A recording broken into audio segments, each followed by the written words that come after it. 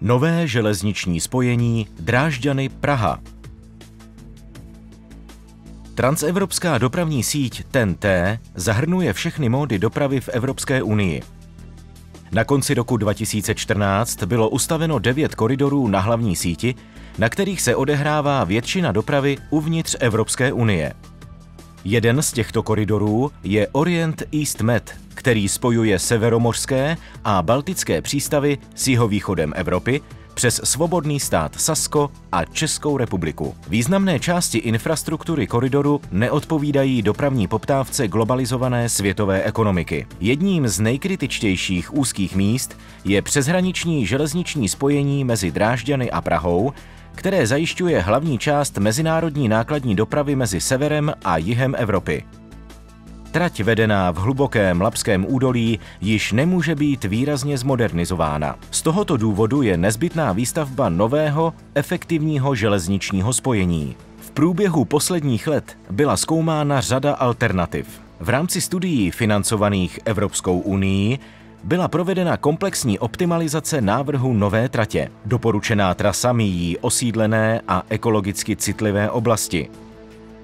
V úvahu byly vzaty hydrologické i geologické podmínky. Výsledkem studií je návrh překročení hranice obou evropských zemí bázovým tunelem pod Krušnými horami přibližné délky 26 km. Trasa je navržena pro provoz dálkových nákladních a osobních vlaků. Trasa začíná na hlavním drážďanském nádraží a na prvních 12 kilometrech využívá současnou hlavní trať z Drážďan do Prahy. Nová dvoukolejná trať opouští současné kolejiště ve městě Heidenau poblíž Drážďan. Překračuje mostem státní silnici číslo 172 jižně od města a vstupuje do přibližně 1 kilometr dlouhého tunelu Heidenau, tvořeného dvojicí jednokolejných trub, kterým podchází historickou oblast Grossedlitz.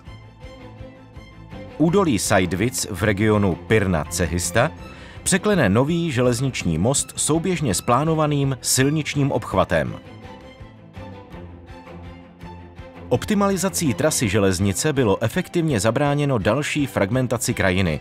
Rušení obyvatel je minimalizováno.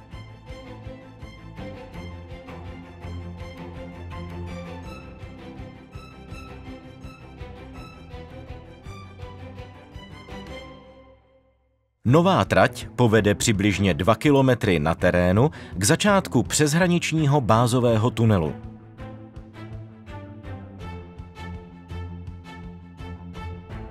V rámci optimalizace byla před portálem tunelu v oblasti Lomgrundriken navržena dopravna pro předjíždění vlaků.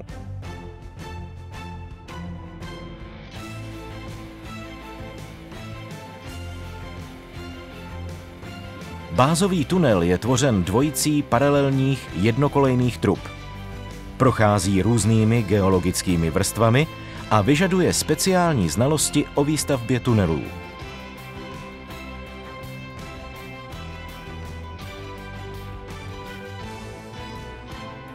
Tunel překračuje česko-německou hranici a končí mezi Chlumem a Chabařovicemi, kde je navržena odbočka do stávající trati směrem do Teplic a Chebu. Trasa dále pokračuje směrem k Ústí nad Labem ve 2 možných variantách. Zapojení vysokorychlostní železnice do Ústí nad Labem bude znamenat výraznou změnu a příležitost k rozvoji města. Nový osobní terminál bude přesunut do dnešního západního nádraží v blízkosti centra a umožní obsluhu krajského města přímými vlaky z Drážďan do Prahy. Nový terminál bude integrovat všechny druhy osobní dopravy s přínosy pro celý region. Trasa překonává Labe novým mostem vedle stávajícího.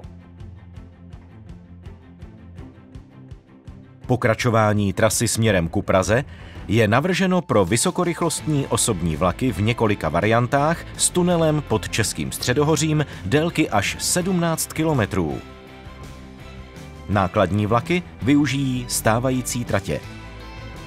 Po výjezdu z tunelu trať vede nad širokou záplavovou nivou řek Labe a Ohře a bere ohled na historické památky Litoměřice a Terezín. Pro zmírnění fragmentace volné krajiny a minimalizace vlivů na životní prostředí, osídlení i kulturní dědictví pokračuje trať ku Praze v souběhu s dálnicí D8.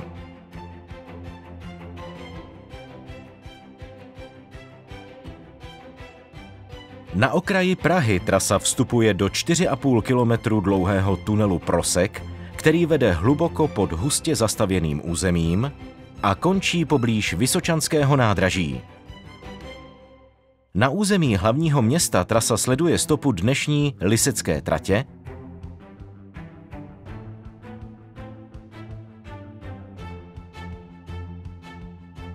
překonávajíc několik hlavních ulic novými mosty. A na posledních 4 kilometrech využívá současnou trať Vítkovskými tunely, aby dosáhla hlavního nádraží v Praze.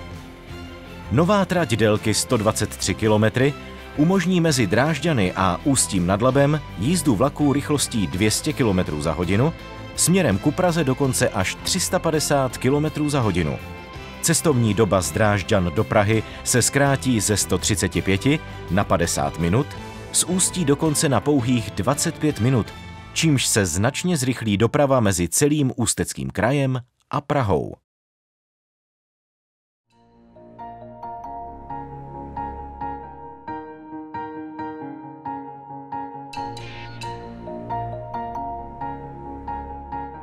Nová trať nabídne příležitosti pro nové obchodní vazby a cesty za vzděláním i zábavou. Moderní vozidla poskytnou cestujícím větší pohodlí. Uvolněná kapacita stávajících tratí rozšíří možnosti regionální osobní železniční dopravy v okolí Prahy, Ústí i Drážďan.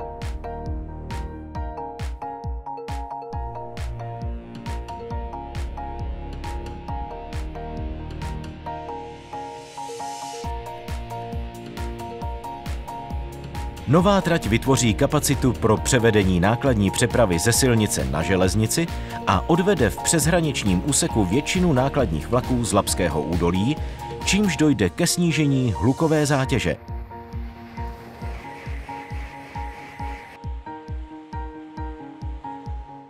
Kvalitní doprava je předpokladem rozvoje společnosti, evropské integrace a hospodářské prosperity.